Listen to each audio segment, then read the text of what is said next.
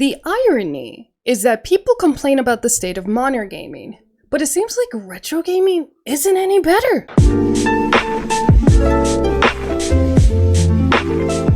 Hello everyone, it's me, Anne Eldis, back with another video, and this is more or less going to be a rant video, because I've seen other people talk about this issue. I just want to put my 2 cents out of it, get out of the way, because this is also an issue that hits close to me.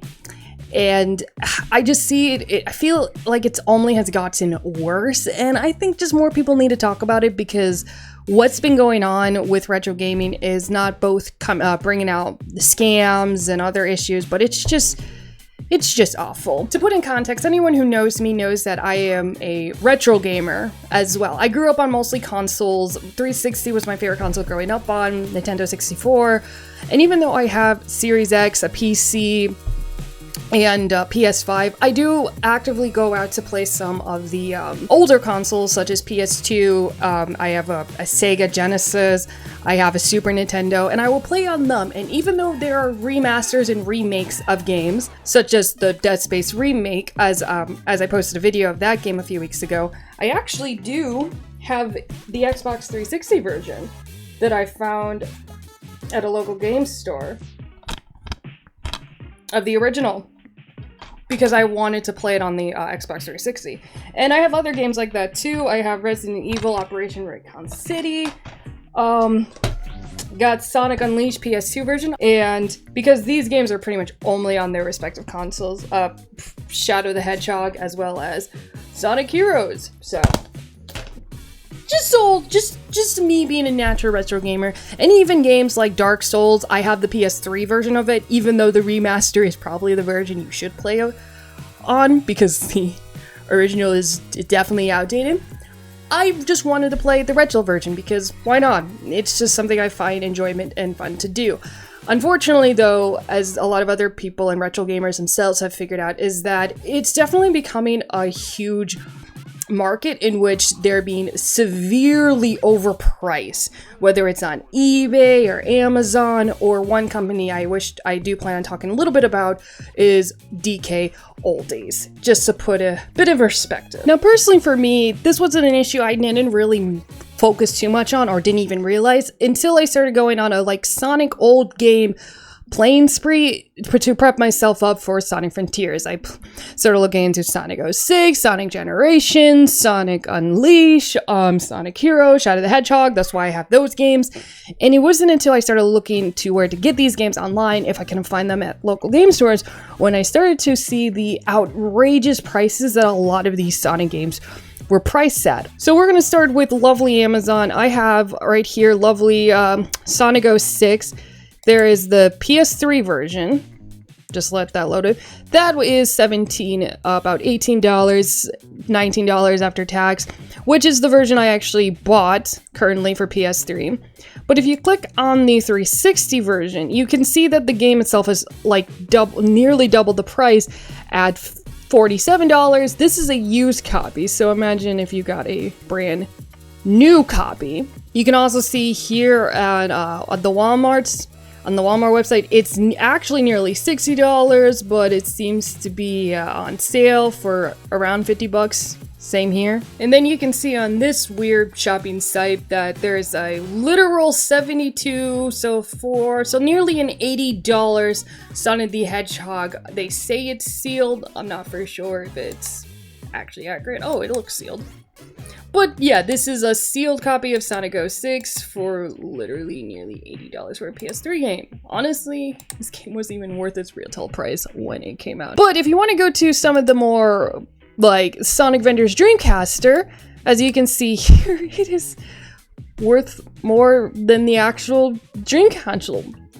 The Sega Dreamcast console. And this is for a used version, may I remind you. This price is for used, so imagine how much it'll be pricing this game on Dreamcast if it was new. And this is for the first one. And then here's the Sonic DX Adventure for literally $150.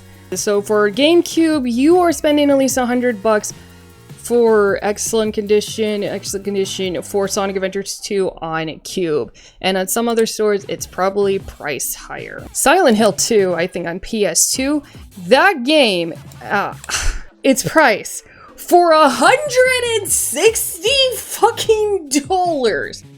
I beg your pardon? And you know what the best part is? It's literally for the game only. Like, yeah. They're not even giving you the game case or the cover art or any of that. Holy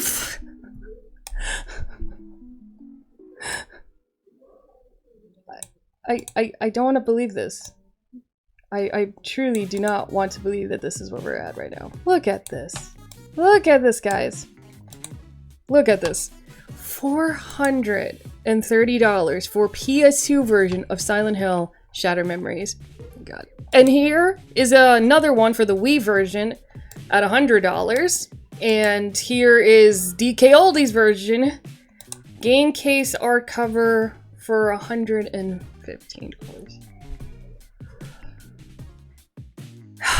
Boy.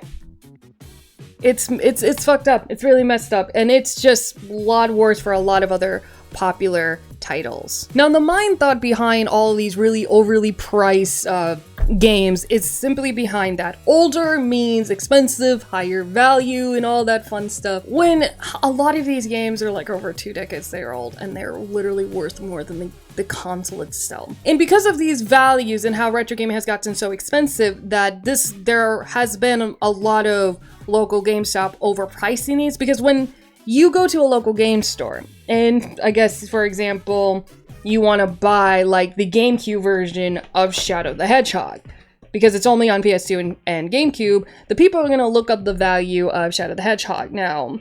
And for Cube version, I've seen it from like $80 to $100. Sonic Heroes, same thing, about $16.25. I've seen it also higher based on condition as well. And it's because these local game stores will look up eBay prices, they'll look up Amazon prices, and then price accordingly. And while some local game shops, like the one I currently go to, they tend to go on the lower end of the values, there are other ones where they'll just take it to the highest bidder and just know that the one retro gamer will pay for it at full price, or their full price, even if the game is clearly overpriced. And one particular gaming company that has been like literally making the talks of YouTube all over, like Some Original Gamers, Moist Critical, Jacob R they have all made videos, especially Jacob R, who has made tons of video on this company, which is DK Oldie. Now, DK Oldie is a retro gaming company,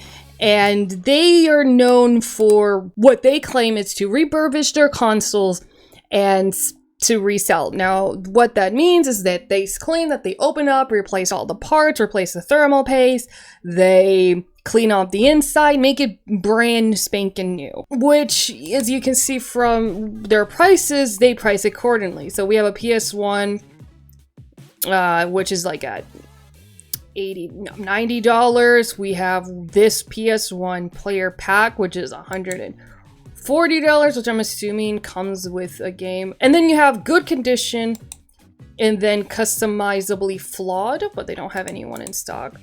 So this will include power cord, clean, tested, backup for free. Why is this one more? I don't see it coming with the game or anything. Oh wow, that is $260 for an Xbox One. But I guess for some people it might be worth it because they'll be refurbished. But as some people have found out, and there's been multiple videos on YouTube showing that these consoles have actually not been, and they're still just as dirty and dusty and clearly not have been clean as the way these people have said them.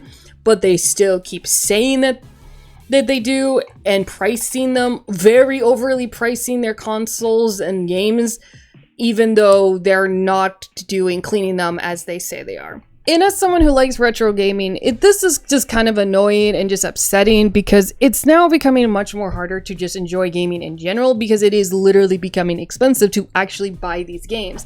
And admittedly, it's why I kind of avoid the Dreamcast altogether. It's a console I've been curious about, but a lot of the games, especially the Sonic games, are so expensive that I just cannot afford it. I literally could not afford to pay that money for those games. And it seems like it's just annoying. It astounds me because people complain about the state of modern gaming because it's terrible. But while modern gaming is becoming microtransaction and greedy and unfinished and lazy, retro gaming is just becoming much more expensive and greedy. It's just, there's absolutely no like saving grace or fine line of gaming, because it's either it's not finished or it's so overpriced. And that is what it sounds like. And for a lot of people, there is literally no other alternative for these games. Because yes, you could probably cheap it and buy the remake or remasters, reboots, and stuff like that, or emulators, but some people just want to play old games on their respective consoles. I do. I like the nostalgia. I like the fun of it. I like looking back. You know, for me, playing an old game on an old console is the closest thing we'll get to going back in time and seeing how things change and evolve, and just to really put myself into what gaming was like at one point. And also for a lot of games and consoles, they're not backwards compatible to, like a Series X won't play every single 360 game, even though some say it does.